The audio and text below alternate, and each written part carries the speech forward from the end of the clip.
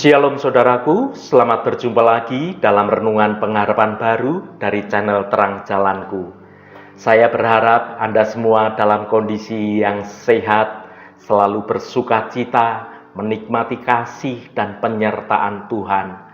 Hari ini saya akan menyampaikan renungan dengan judul Dibenci Karena Kasih. Tetapi sebelum kita mendengarkan kebenaran firman Tuhan ini, mari kita berdoa terlebih dahulu. Allah yang Maha Pengasih, kami bersyukur atas kasih-Mu yang tidak terhingga. Bapa yang baik, kami datang di hadapan-Mu dengan hati yang terbuka saat kami merenungkan paradoks kasih yang membawa penolakan. Kami merasa kecil dan tidak mengerti. Tolonglah kami untuk membuka mata hati kami, agar kami dapat melihat kebenaran yang lebih dalam di balik misteri ini. Bimbinglah pikiran kami, agar dapat memahami rencana-Mu yang sempurna. Terima kasih Tuhan. Dalam nama Tuhan Yesus Kristus kami berdoa. Haleluya. Amin. Saudaraku yang terkasih, dalam perjalanan iman kita, seringkali kita dihadapkan pada paradoks yang mendalam. Kasih yang tulus justru dapat mengundang penolakan. Alkitab mencatat banyak kisah di mana para nabi, para rasul, bahkan Yesus Kristus sendiri mengalami penolakan meskipun membawa pesan kasih dan kebenaran. Pada kesempatan kali ini kita akan merenungkan paradoks ini lebih dalam melalui tema dibenci karena kasih. Kita akan menggali makna di balik pengalaman pahit ini serta menemukan hikmat dan kekuatan yang terkandung di dalamnya. Mengapa kasih yang tulus seringkali tidak dipahami dan bahkan ditolak? Bagaimana kita dapat menanggapi penolakan dengan sikap yang benar sebagai seorang pengikut Kristus? Dan bagaimana kita dapat terus mengasihi bahkan ketika kasih kita tidak dibalas? Marilah kita bersama-sama mencari jawaban atas pertanyaan-pertanyaan tersebut sambil merenungkan ajaran Tuhan yang abadi tentang kasih. Semoga renungan ini dapat menjadi berkat bagi kita semua, menumbuhkan iman kita dan menguatkan kita untuk terus mengasihi sesama tanpa mengenal lelah. Mari kita baca Yohanes pasal 15 ayat 18 dan ayat 19. Jikalau dunia membenci kamu, ingatlah bahwa ia telah lebih dahulu membenci aku daripada kamu. Sekiranya kamu dari dunia, tentulah dunia mengasihi kamu sebagai miliknya. Tetapi karena kamu bukan dari dunia, melainkan aku telah memilih kamu dari dunia. Sebab itulah dunia membenci kamu. Saudaraku, dunia dalam konteks ini merujuk pada sistem nilai dan cara hidup yang bertentangan dengan nilai-nilai kebenaran kerajaan Allah. Dunia yang jatuh dalam dosa secara alami akan membenci segala sesuatu yang berbau ilahi. Yesus sendiri telah mengalami kebencian ini, dan sebagai pengikut Tuhan, kita pun akan merasakannya. Dunia membenci kita karena kita bukan dari dunia ini. Kita adalah milik Allah, dipanggil untuk hidup secara berbeda dengan kebanyakan orang dunia ini.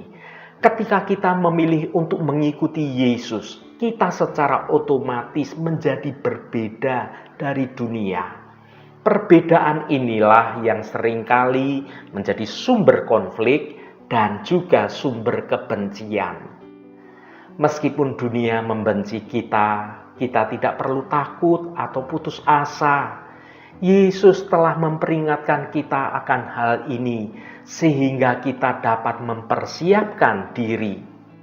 Lebih dari itu saudaraku, Kita memiliki Roh Kudus yang akan menolong dan menguatkan kita dalam menghadapi segala tantangan. Saudaraku yang dikasihi Tuhan, menyatakan kasih selalu mengandung risiko untuk ditolak. Kondisi yang ekstrim dialami Kristus, kasih-Nya yang besar kepada manusia ditanggapi dengan kebencian yang besar, yang baru puas jika Yesus disalib dengan cara yang sangat keji. Dunia tidak hanya membenci Yesus, tetapi juga murid-murid-Nya, termasuk kita semua sekarang ini.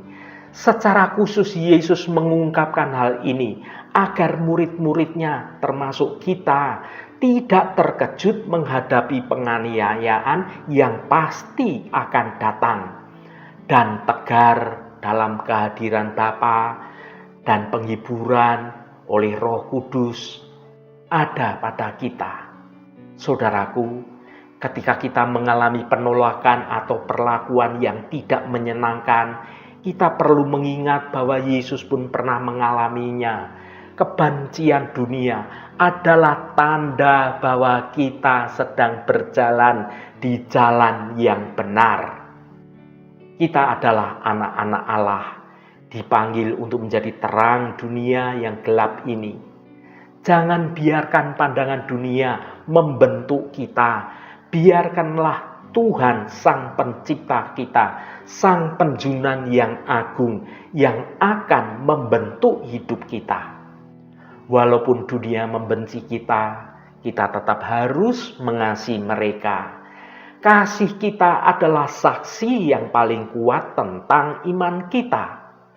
Saudaraku, Yesus meminta setiap orang percaya mengisahkan dan menyatakan kasih-Nya. Ini berarti hidup kita adalah kesaksian tentang kasih Tuhan. Sebagai pengikut Kristus, kita tidak punya pilihan.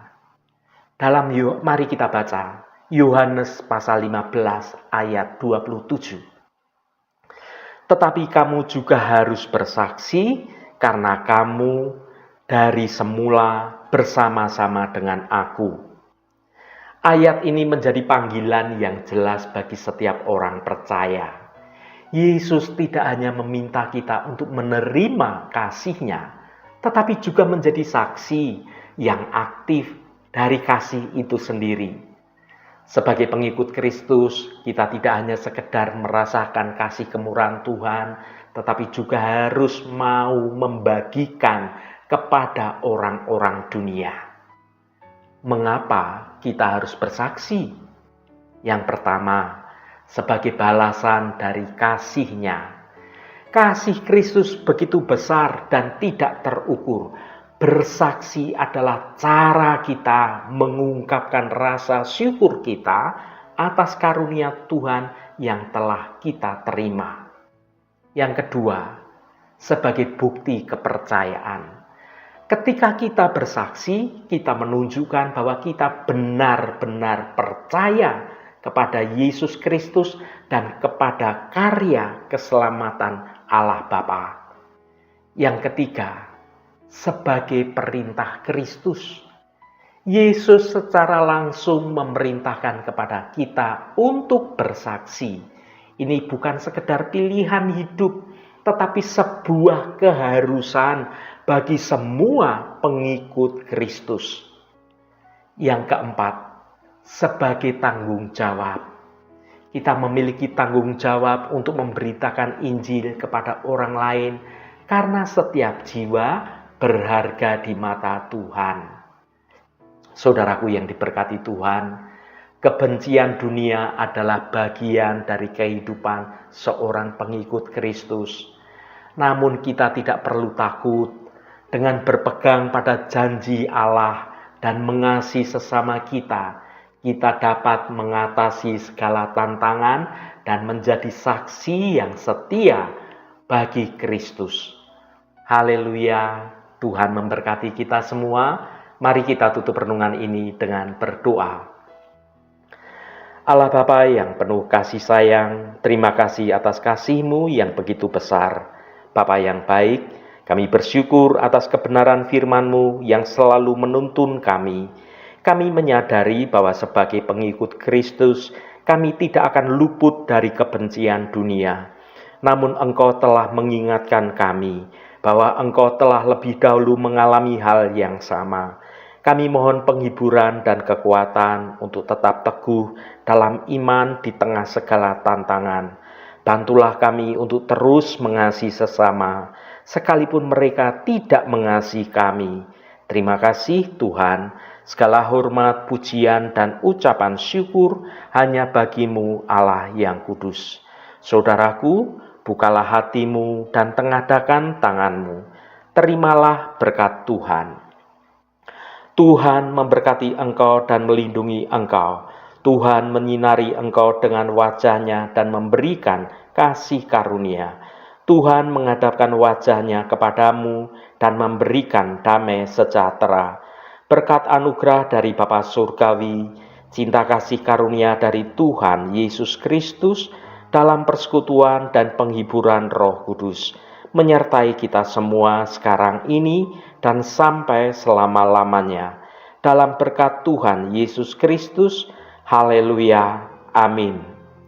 Puji Tuhan, saudaraku semua, biarlah melalui renungan pengharapan baru dari channel Terang Jalanku ini dapat membangun kehidupan kita semua semakin bertumbuh dalam kebenaran Tuhan. Saudaraku, meskipun dunia memusuhi kita, tetapi ingatlah, kita adalah tubuh Kristus dan setiap anggota memiliki peran yang penting. Mari kita saling menguatkan dan saling mengasihi sehingga kita dapat menjadi saksi yang efektif bagi kasih Kristus. Roh Kudus senantiasa menolongmu dan menuntunmu untuk hidup dalam jalan kebenaran Tuhan. Saudaraku, saya sangat senang sekali dan berterima kasih jika Anda berkenan memberikan komentar pada konten video ini dan bagikan renungan ini pada teman dan sahabat Anda, agar mereka diberkati juga melalui renungan ini. Terima kasih saudaraku, sampai bertemu kembali. Shalom, Tuhan memberkati.